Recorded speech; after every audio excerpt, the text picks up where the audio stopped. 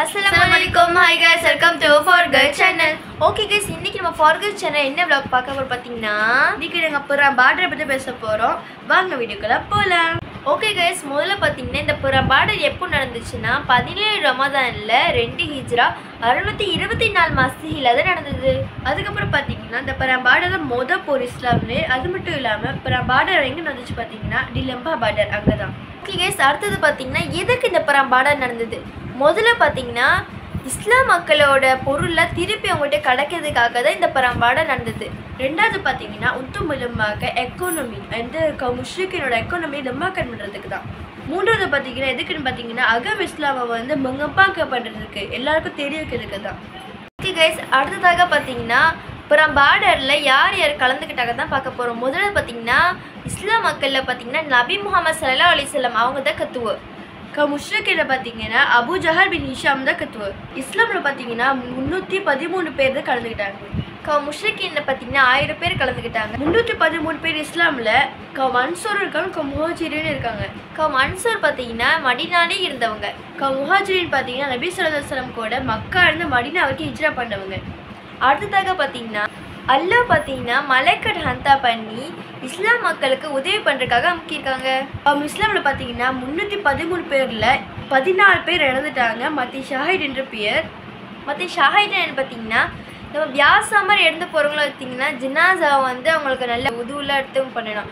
ஆனால் மற்ற ஷாஹிட் இருந்தவங்க பார்த்தீங்கன்னா அதெல்லாம் பண்ண வேண்டாம். முஷ்ரிக்கின்ல பார்த்தீங்கன்னா 70 பேர் இறந்துட்டாங்க.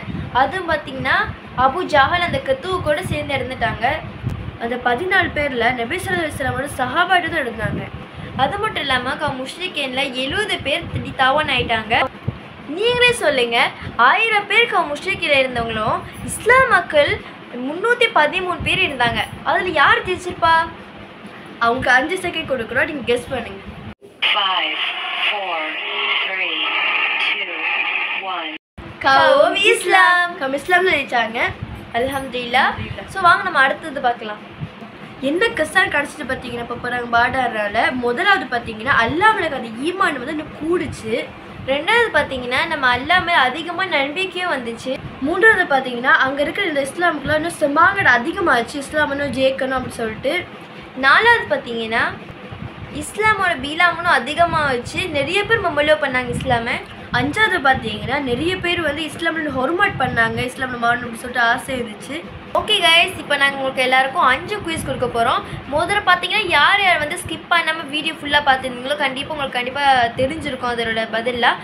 இருந்தாலும் நான் கேட்குற கேள்விக்கு நீங்களும் கண்டிப்பாக ஆன்சர் பண்ணுங்கள். முதலாவது கேள்வி பார்த்தீங்கன்னா இந்த பர்ராங்க வந்து எங்கே நடந்துச்சு? ரெண்டாவது கேள்வி பார்த்தீங்கன்னா இஸ்லாம் மக்களை எத்தனை பேர் கலந்துக்கிட்டாங்க? மூன்றாவது கேள்வி பார்த்தீங்கன்னா இந்த பர்ராங்க வந்து எப்போ நடந்துச்சு? நாலாவது கேள்வி என்னன்னா முஷ்ரிக் என்னோட கத்துவ யாரு? அஞ்சாவது பார்த்தீங்கன்னா மன்சூர்னா என்ன அர்த்தம்?